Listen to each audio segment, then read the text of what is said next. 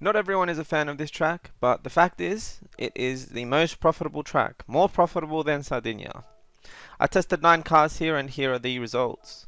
First we have the Ferrari 458 Italia 2009. This is a power build, which I'm going to categorize as an alligator.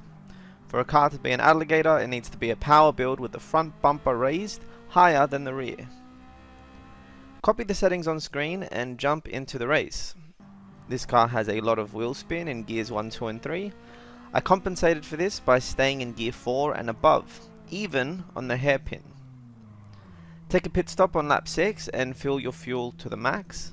If you don't max out your fuel, you could run out early, which is what happened to me on the final lap. I ran out of fuel on that final straight. The next car is the 2017 Honda NSX, commonly used by our #1 AI competitor, Gallo. This car is another power build, but it is less powerful than the Ferrari and handles a lot better. It's nicer to drive and faster overall, but it's still a brick. For this car, you'll need to buy a few things in GT Auto: 19-inch rims set to wide width and wide offset, front option B, side option B, and the custom wing. After you're done, you'll need to buy tuning parts and copy the settings on screen. On lap 6, change your tires and fill your fuel to the max. Next is another alligator, the Lambo Aventador, the car featured in my original Tokyo Expressway video. This car could be even faster, but by the time I got used to the car towards the end, I couldn't get better lap times because the tires were worn out. It's the best choice of cars so far and has the most power on the straights. To set this car up, copy the settings on screen. If you want more details about it, watch the video linked in the description.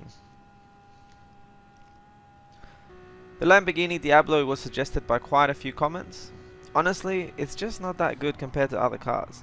The car is a brick, but lightly slides, which actually kind of helps for turning. For its cornering, it's in between the NSX and the Aventador, but, well, the other cars are just better choices.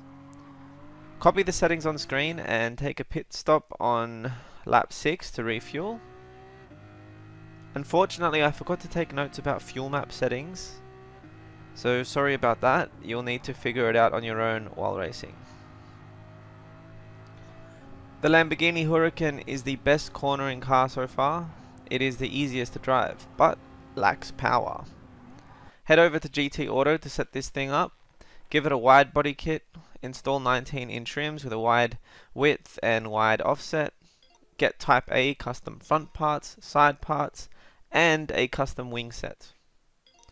Once done, you can copy the tune on screen. And when you're in the race, pit stop on lap 6 for fuel and a tire change. The Nissan GTR is another brick, kind of a cross between the Huracan and the NSX.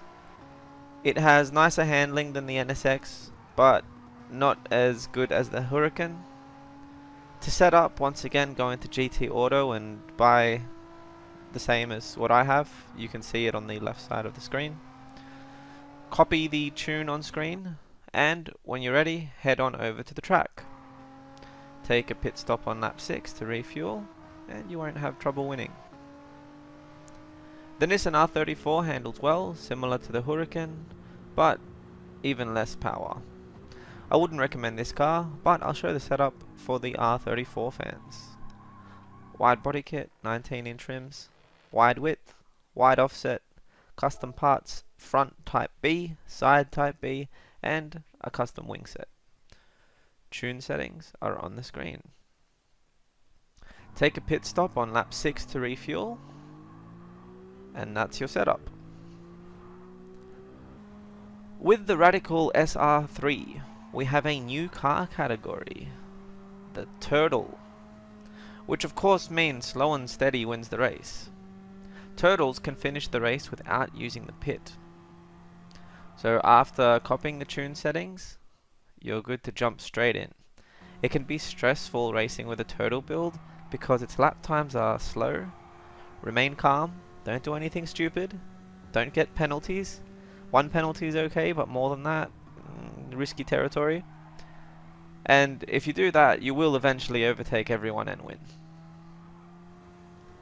I know some viewers may be disappointed with this car list.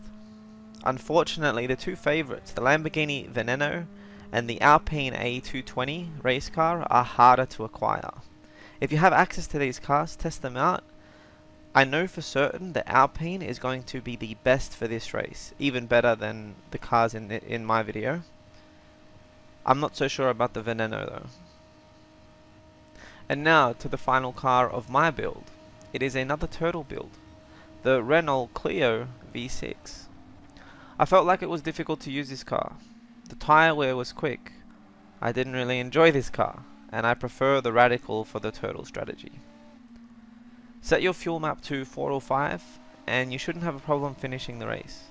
Set up your car with the GT auto requirements on the left side of the screen and copy my tune.